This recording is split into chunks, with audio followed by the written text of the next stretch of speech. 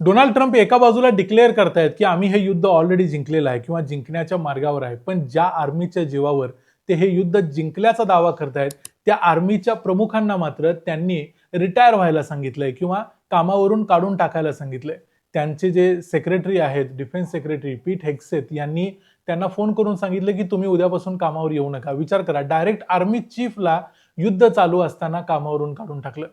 मग Donald Trump यांना असं का करावं लागतंय? आणि फक्त आर्मी चीफची ही कहाणी नाही आहे, याच्याशिवाय आणखी कित्येक लोकांना काढून टाकले आणि कित्येक लोक लाईनमध्ये आहेत. म्हणजे डोनाल्ड ट्रम्प यांच्या अमेरिकन ॲडमिनिस्ट्रेशनमध्ये कित्येक लोकांना आपला जॉब गमावण्याची भीती आहे किंवा ते ऑलरेडी म्हणतायत की आम्हाला तुमच्याबरोबर कामच करायचं नाही, ज्या पद्धतीने डोनाल्ड ट्रम्प चाललेले आहेत. म्हणजे ते घोषणा काहीही करत असू देत, प्रत्यक्षात अमेरिकेमध्ये सगळं काही आलबेल नाही, हे आता सगळ्या जगाला समोर आले. आणि यामध्येच पॅम बॉन्डी ज्या त्यांच्या अटर्नी जनरल होत्या त्यांना देखील काल डोनाल्ड ट्रम्प यांनी कामावरून काढून टाकले. म्हणजे डोनाल्ड ट्रम्प आपल्या मर्जीनं सगळा कारभार हाकायचा प्रयत्न करतायत आणि ट्रम्प यांच्या मर्जीनं जो चालत नाही त्या प्रत्येक माणसाला काही अक्कल नाही असं ते सिद्ध करतात आणि त्याला कामावरून काढून टाकतात. पण प्रत्यक्षात हे सगळं का होतंय, डोनाल्ड ट्रम्प यांच्यावर अशी वेळ का आलेली आहे? आणि भलेही त्यांनी आर्मी चीफला कामावरून काढलं असेल, पण ते डायरेक्ट काढलेलं नाही, त्यांना काढायची वेळ त्यांच्यावर आलेली आहे. कारण त्यांना हे जगाला सांगता येत नाही, पण प्रत्यक्षात डोनाल्ड ट्रम्प हे युद्ध हरत आहेत आणि म्हणूनच त्यांनी काढलंय. नक्की काय काय घडलंय, कसं कसं घडलंय आणि अमेरिकेत नेमकं काय चाललंय ते बघूया आजच्या या व्हिडिओमध्ये. मी आहे रणजित यादव आणि तुम्ही पाहताय द मराठी बाणा. डोनाल्ड ट्रम्प यांचे एक डिफेन्स सेक्रेटरी आहेत, त्यांचं नाव आहे पीट हेग्सेथ.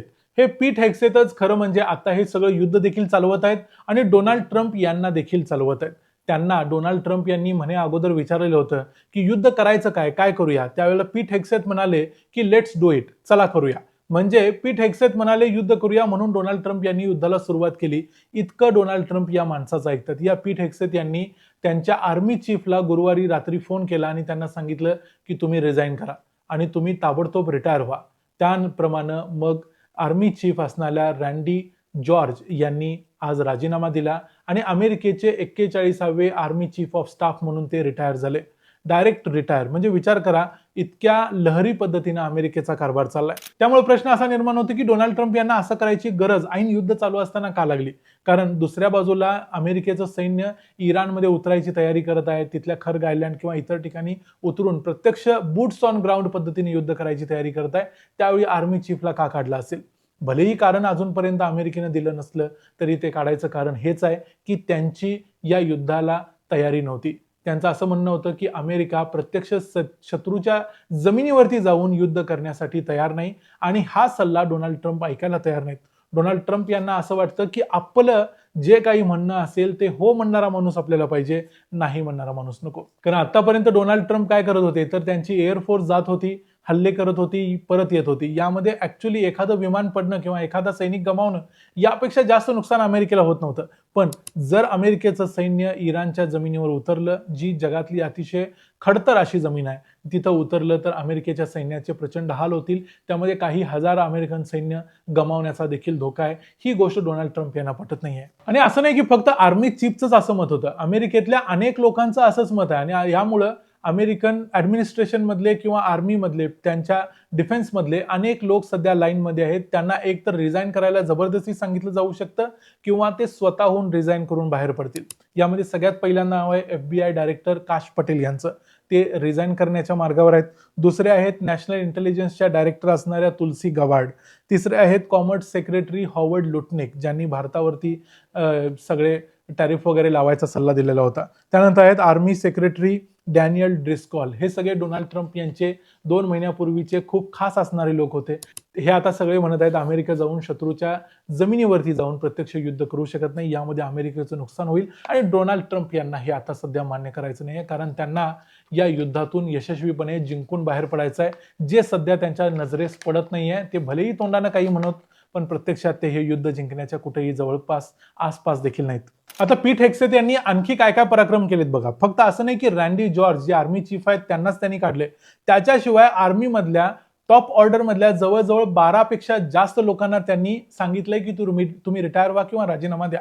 त्याप्रमाणे अनेकांनी राजीनामा दिलाय. त्यामध्ये कमांडिंग जनरल डेव्हिड होडेन आहेत, त्यानंतर आहेत विल्यम ग्रीन, यांच्यासारख्या अत्यंत महत्त्वाच्या आर्मीमधल्या जनरल्सना किंवा लेफ्टनंट कर्नल्सना त्यांनी कामावरून काढून टाकले किंवा रिझाईन करायचा सल्ला दिलाय. म्हणजे पीट हेग्सेथ आपल्या मर्जीप्रमाणे हे सगळं चालवत आहेत. डोनाल्ड ट्रम्प यांनी सांगितलंय की इराणला आम्ही स्टोन एजेसमध्ये म्हणजे अश्मयुगामध्ये ढकलणार आहोत, इतकं इराणचं प्रचंड नुकसान करणार आहोत. म्हणजे इराण सरकारचं नाही किंवा इराणच्या IRGCचं किंवा इस्लामिक रिजिमचं नाही, तर अख्ख्या इराणला ते अशा प्रकारची शिक्षा देणार आहेत. आणि ही शिक्षा द्यायला अमेरिकेतल्या अनेक लोकांची तयारी नाही, कारण अमेरिकेला कळतंय की हे युद्ध इराणच्या लोकांच्या विरुद्ध नसून हे इराणमधल्या इस्लामिक रिजिम विरुद्ध आहे, ते रिजिम विरुद्धच राहिलं पाहिजे. पण प्रत्यक्षात डोनाल्ड ट्रम्प यांना आता हे समजत नाही, ते डेस्परेट झालेत, त्यांना जिंकायचं आहे आणि ते जिंकता त्यांना येत नाहीये. त्यामुळे आता झालंय असं की ते या युद्धातून बाहेर पडण्यासाठी शेवटचा दणका द्यायचा प्रयत्न करतात आणि त्यावेळी त्यांची आर्मी त्यांच्या बरोबर नाही. आर्मीचं मोराल आता सध्या डाऊन आहे आणि अशा वेळी खरं तर आर्मीचा सल्ला राष्ट्रपतींनी किंवा पंतप्रधानांनी ऐकायला पाहिजे. जसं मानेकशॉ यांनी 1971च्या युद्धाच्या अगोदर इंदिरा गांधींना सल्ला दिला होता, तुम्ही जर म्हणाल तर आता मी युद्ध करायला तयार आहे. मानेकशॉ म्हणाले होते मार्च महिन्यामध्ये, आता मी युद्ध करायला तयार आहे, पण जिंकण्याची गॅरंटी मी देऊ शकत नाही. तुम्ही मला 6 महिने द्या, 6 महिन्यानंतर मी तुम्हाला सांगतो जेव्हा आमची तयारी असेल त्यावेळेला तुम्ही युद्ध करा आणि त्यावेळेला जिंकण्याची गॅरंटी मी देतो, असं मानेकशॉ यांनी सांगितलं होतं. आणि त्याप्रमाणे इंदिरा गांधींनी पुढे जवळजवळ 8-10 महिने वेळ मागितला आणि त्यानंतर डिसेंबर 1971 मध्ये युद्ध झालं, जे युद्ध भारतानं फक्त 12 ते 13 दिवसामध्ये जिंकलं आणि 90,000 पाकिस्तानी लोकांच्या पॅन्टा काढून ते आपल्या समोर उभे राहिले होते. पण अर्थात या सगळ्यासाठी आर्मीचा सल्ला पंतप्रधानांनी किंवा त्या राष्ट्राचे जे कोणी प्रमुख असतील त्यांनी ऐकणं गरजेचं असतं. एप्स्टीन फाईल्समध्ये डोनाल्ड ट्रम्प यांचा बचाव चांगल्या पद्धतीनं न केल्यामुळं पॅम बॉन्डी ज्या अटर्नी जनरल होत्या त्यांना देखील काढून टाकण्यात आले. अशा अनेक लोक आता सध्या जात आहेत. यामध्ये आणखी एक नाव आहे जेफ्री क्रूज यांचं. जेफ्री क्रूज हे अमेरिकेच्या डिफेन्स इंटेलिजन्स एजन्सी मधले लेफ्टनंट जनरल होते. त्यांना असं विचारलं गेलं होतं की मागच्या वर्षी जे अमेरिकेनं बंकर बस्टर बॉम्ब टाकले इराणवरती जून महिन्यामध्ये, त्याचा काय परिणाम झाला, ते चांगला परिणाम झाला की वाईट परिणाम झाला. त्यांनी स्पष्ट सांगितलं की त्याचा काही फायदा अमेरिकेला झाला नाही. त्यामुळं त्यांनी चुकीचा अशा पद्धतीचा अभिप्राय दिल्यामुळे त्यांना देखील कामावरून काढून टाकण्यात आलं. अशा अनेक गोष्टी सध्या होत आहेत.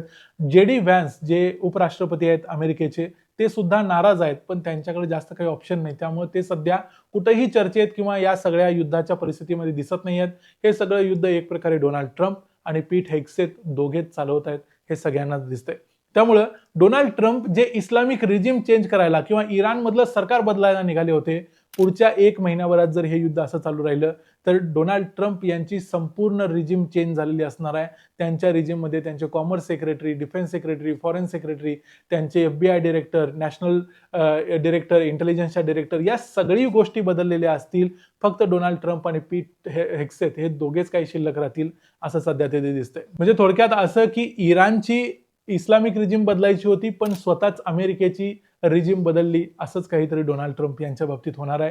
हे युद्ध डोनाल्ड ट्रम्प हारलेत किंवा हारण्याच्या अगदी जवळ आहेत असं आपण म्हणू शकतो, कारण आर्मीचा सल्ला धुडकावून त्यांनी जर बूट्स ऑन ग्राउंड म्हणजे त्यांचे सैन्य जर इराणमध्ये उतरवलं तर तो डोनाल्ड ट्रम्प यांच्या शेवटाची सुरुवात असेल, एवढं आपण म्हणू शकतो. या व्हिडिओमध्ये इथंच थांबूया.